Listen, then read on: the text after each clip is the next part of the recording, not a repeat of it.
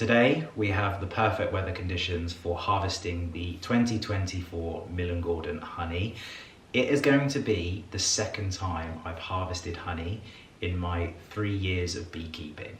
And the reason why I haven't harvested every year, or even in some cases twice a year, is firstly because I've never had the option to harvest twice a year, but secondly because my priority as a beekeeper has always been looking after and caring for the colonies as my priority and not honey. When I first started beekeeping, I wasn't particularly consuming honey. We didn't have honey in the house as an ingredient that we were using to cook with. Honey wasn't a focus for me, but of course it can be a byproduct of being a beekeeper. Over the past few years, Lydia and I have introduced honey into our diets, let's say.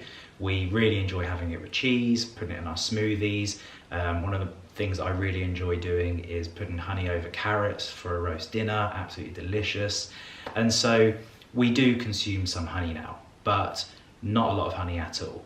And something that I have found that I really enjoyed doing on the first year that I harvested honey was to be able to actually gift it to my neighbours, because obviously there's that lovely tie that the bees are foraging in their gardens and then they're enjoying the local honey from that. And so it's really nice to be able to give it to friends and family and so on. However, not at the expense of the bees having a supplemented diet of water and sugar or fondant. So the reason why I haven't harvested regularly is because I've left the honey in previous years for the bees to enjoy. And so whilst I wish we were going out there today to just harvest the honey from the hives, because I do have the flow frames which have a matrix in them which mean that I'm able to harvest the honey from the hives themselves, I'm actually going to have to go out and have a look into the brood boxes to decipher how much honey I can harvest and how much I need to leave for the bees for overwintering. So many of you probably know that bees don't hibernate during the winter, but they do cluster and stay pretty much consistently inside the hive. Bees need the temperature to be above 12 degrees really to operate, plus there isn't really any food sources over winter for them to enjoy. Obviously you have the likes of ivy in the UK that they're able to make use of in early spring, but throughout the winter months there's not much for them to do. So that's why they spend their summer months and spring months collecting stores, because that will give them sufficient food to overwinter. However, bees don't stop when they have enough. They will fill as much space as they can with as much food stores as they can. So the supers, which is the box that we use to store honey in, they will just fill that up until it's full. And if you put another box on top of that, they would just fill it up until it was full. And so there is plenty of honey if those boxes are full for the beekeeper to enjoy some honey and harvest it, as well as leaving more than enough honey for the bees to overwinter. My goal today is to go out, assess the brood box, see how large the colony is, see how much brood and larvae there is, and really see how much honey storage they have in that brood box. And I'm hoping that they're going to have a few frames of honey on the outer side of that brood box, and then I will be able to harvest the super to allow for enough overwintering stores for them. As I mentioned, I like to feed my bees fondant in December. I give them a Christmas Day feed. I actually go out the day before Christmas and I put a block of fondant on for them, which isn't necessary when you're leaving them enough honey stores, but it's just something that I have always done. It's just a precaution, and my bees so far, fingers crossed, I've got 3 colonies out there. I have a 100% success rate of overwintering my bees, which I'm very proud of. And so I'm trying to continue on that journey and to hit that 100% mark going forward. And so that's essentially what I'm going to be doing. So when I first go out to the colony, I'm not going to be harvesting straight away. I'm going to have to remove the super, which will be incredibly heavy, so that will be interesting. And then I'm going to assess the brood box below and see where we're at. And then from there, I'll be able to make a decision as to whether I can harvest any honey at all. I have obviously been doing my inspections, and all 3 colonies are doing really, really well. The other 2 colonies, just for ease today, I'm probably just going to leave, and I'll visit those in the upcoming days and just go through the same process, because it is quite a lengthy process to harvest. And so I think just to break it down, a hive per day for me is enough. So without further ado, I'm going to get my bee equipment on and get everything set up, and we'll head out and begin the process of hopefully harvesting our honey for 2024.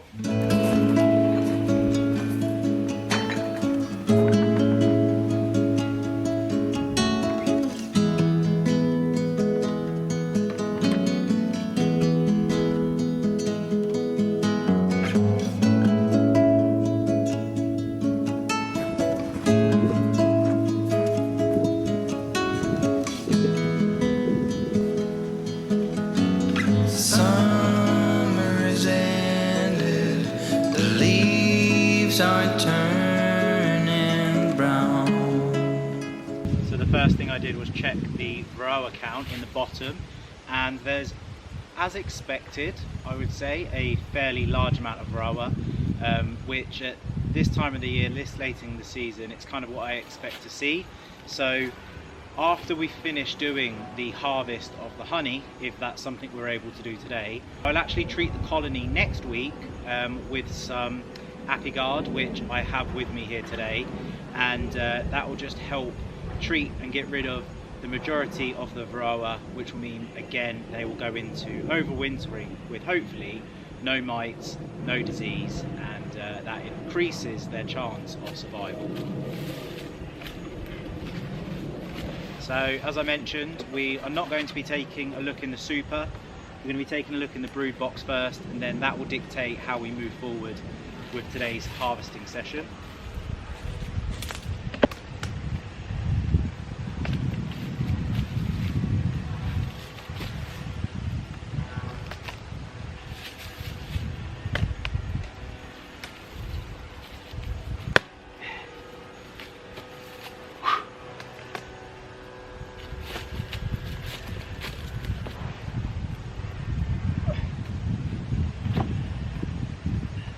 So one of the things that I'm going to be extremely cautious with this late in the season is ensuring that I don't squash the queen, because it would be very unlikely that this colony would survive if she was to be killed during an inspection. And so I'm going to be very careful.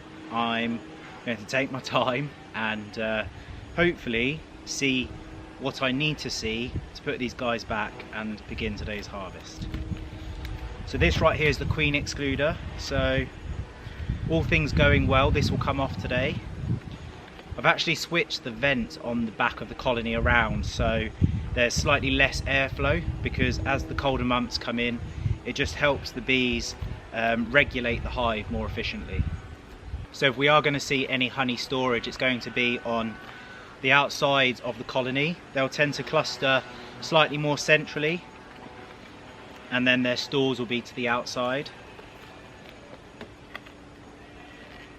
So as you can see, that is absolutely beautiful. That is a full frame of honey right here, which is exactly what we wanted to see. This looks very good. This is another frame right here of honey stores.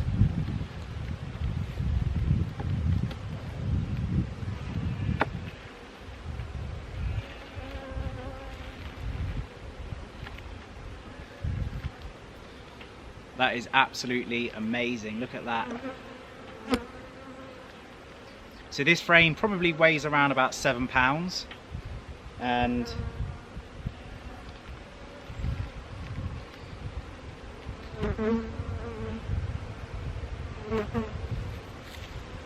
if I come a little bit closer, you'll see that is full of capped honey, which the bees will be able to enjoy over winter.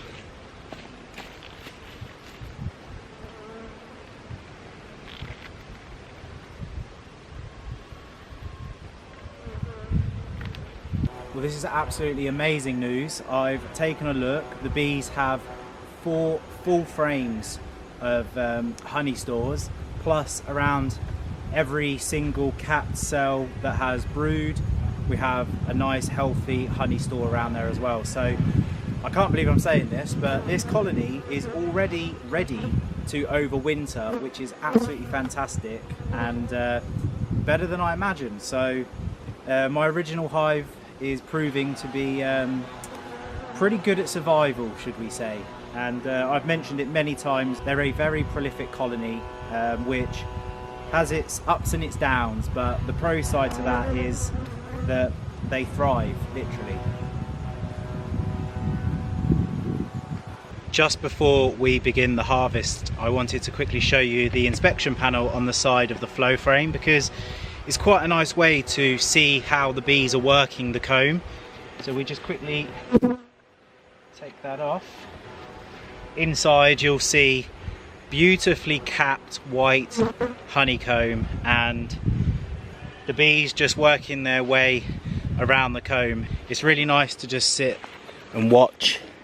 There isn't much to do on this particular comb apart from pick it and eat it. But you can see very relaxed and chilled, a little more so than the ones flying around my camera that are wondering why I'm here. So whilst I was getting ready, set up to start harvesting, I just noticed a wasp just hanging around the rear of the hive, and it reminded me, whilst we have reduced the ventilation into the hive today, I will also be installing the reducer on the front of the colony. This just reduces robbing during the end of the season. Typically this time of year, wasps, their food source also dries up as well, and so they're looking for a quick fix, and right inside here there's loads of it, and so that will just help the guard bees that are on the landing board just reduce the chances of any invasion of wasps. So that's another task that I'll be doing today, and of course it's now time to get down and do our harvest. Not just yet, I'm not ready for autumn. Behind me you'll see that I've put 2 kilner jars down, and I'm going to now open up the matrix using this metal rod. I'll turn 90 degrees, which will release the comb. The honey will trickle down, out and through into the jars below.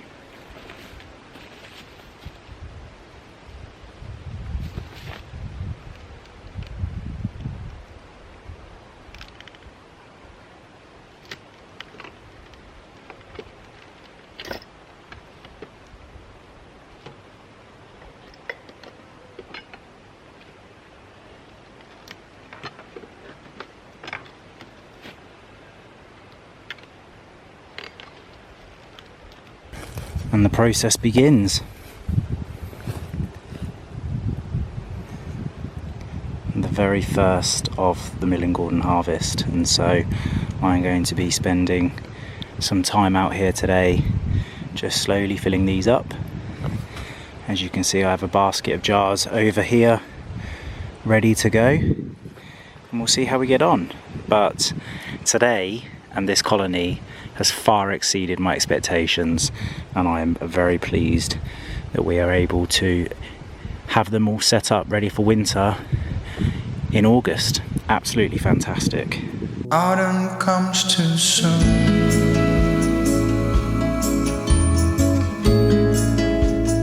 Autumn comes too soon. The light that flickers will blow away the sight,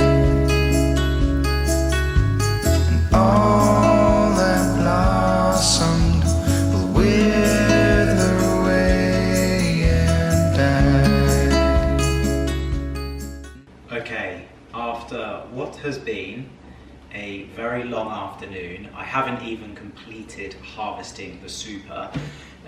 There's 7 frames in my super, and I still have 2 to do. So it transpired that I needed to do a lot more preparation ahead of today's harvest, because I was pleasantly surprised, however I was underprepared, and for that I'm disappointed in myself because I'm normally very prepared. But nevertheless, I got through it. I just made it a little bit harder for myself. What I learned is that moving forward, when I harvest, I will actually probably buy some flexible tubes, a large jar, and a lid, and I'll have the tubes going into the lid. I'll close the lid down and all of the super can harvest at once. It will be quicker, it will be more efficient, and a much smoother operation. I currently have it in 3 bowls on the table that I've just covered with, funnily enough, some beeswax sheets. And I have 4 honey jars on the side which have come straight from the hive. All of the honey that's currently in the bowls has gone through a 3-part filtered system. And the reason why I have this set out now is just purely to slow the speed of the honey coming out so I can jar it. Now, you could technically jar straight from the hive and keep it as such, because if I show you, you'll see that the honey is pretty pure. There is hardly anything inside. However, if you look very closely, you'll see that there are tiny little fragments of capped wax, and there's a little black, probably like a leaf or something in there. So it's very subtle. I'm sure nothing harmful, but to get it to have nothing in it at all, I need to go through the sieve system. So I'm going to start the process of jarring these up, ready for gifting. Have you explained to them what the chairs are doing on The chairs? Yeah. Well, the chairs are just holding up the sieve above the high level. I just would probably would have thought. Everybody watching this knows exactly what the chairs are here for. Oh really? Yeah, come on, it's common sense. Okay. So anyway, let's start. We're going to start with an easy one. So, as you can see, hopefully we have the honey here. I'm just going to pour it in gently and start the process. So, get some jars over and prepared. I have 2 jars. I'm not sure if Lydia mentioned this earlier, but we have the green and the gold top. Lydia's actually going to work at the design side. So we have some Millen-Gordon stickers that we're going to be putting on. We also have, or we'll be getting some hessian or some fabric and some twine, which we will use to finish off the top. You're thinking a sprig of lavender and the wooden spoon. Oh yeah, okay, you're going to town.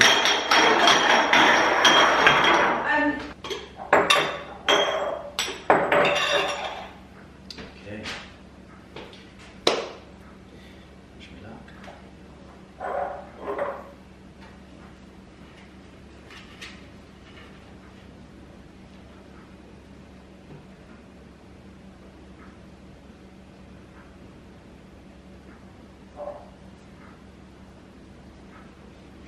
Wow.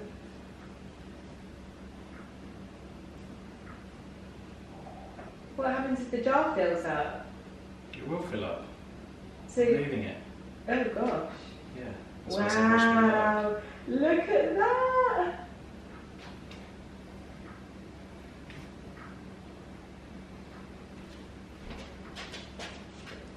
Quickly.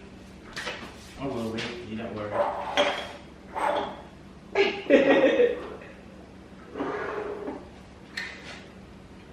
The first few will be quite quick and then it'll slow down.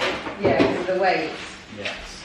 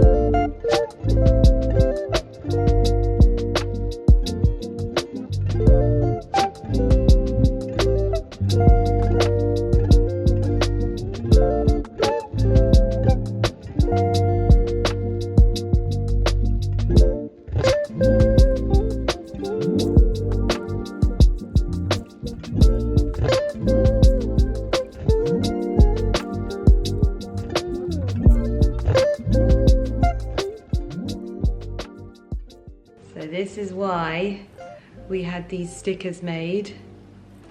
I actually think that with the green lids, it looks so nice. What, even without anything on top? Yeah, look. So obviously you'll take it off anyway. So good. That is why they pay you the big bucks. Well, so far it's going very nicely. We have 1, 2, 3, 6, 9 that have been jarred. 10th is in the process. So I think we might get around about 20 of these jars, which are, well, I should definitely check, but I think they're, is it 4, 5, 9 or something they sell? It's quite like a standard size, I can't remember, I think it begins with a 4. So they're relatively big jars, and yeah, we've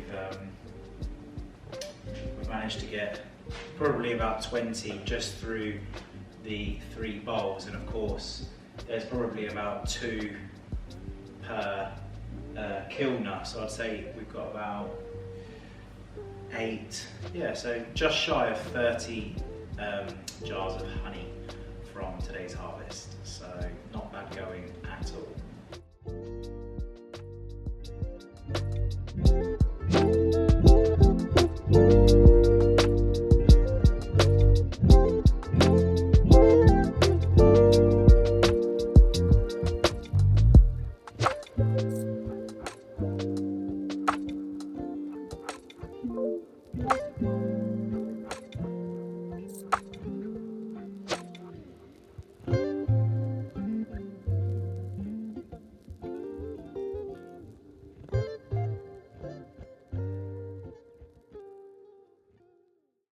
Well, as you can see, I've tidied up. It's currently 9:30 in the evening. One hell of a shift, but we've harvested the first of the honey for the season, or the year, should I say, and we're deciding between 2 stickers. We obviously have both options, we may use both, but what do you think?